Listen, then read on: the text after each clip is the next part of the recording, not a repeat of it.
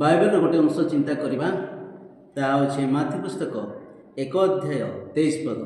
ସେଇଠି ଏ ପ୍ରକାର ଲେଖା ଅଛି, ଦେଖ ଜଣେ କନ୍ୟା ଗର୍ଭବତୀ ହୋଇ ପୁତ୍ର ପ୍ରସବ କରିବେ, ଆଉ ଲୋକେ ତାହାଙ୍କ ନାମ ଇମାନୁଏଲ ଦେବେ। ଏହି ନାମର ଅର୍ଥ ଆମ୍ଭମାନଙ୍କ ସହିତ ଈଶ୍ୱର। ପ୍ରିୟ ବନ୍ଧୁଗଣ, ଦେଖିବାଟା ବହୁତ ଇମ୍ପୋର୍ଟାଣ୍ଟ ବିଷୟ, ଯାହାଥିରେ କି ଦେଖିବା ଦ୍ୱାରା ଉପକାର ଅଛି, ଅପକାର ଅଛି, ପରିତ୍ରାଣ ଅଛି।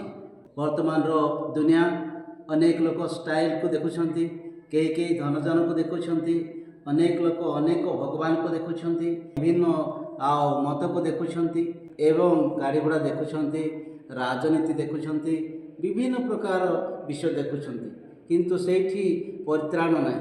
କାହାକୁ ଦେଖିବେ? ଯେ ଈଶ୍ୱର ଅର୍ଥାତ୍ ଯୀଶୁଖ୍ରୀଷ୍ଟ ଜନ୍ମଗ୍ରହଣ କରିଛନ୍ତି, ତାଙ୍କୁ ଦେଖିଲେ ପରିତ୍ରାଣ ପାଇପାରିବ, ଅନନ୍ତ ଜୀବନ ପାଇପାରିବ।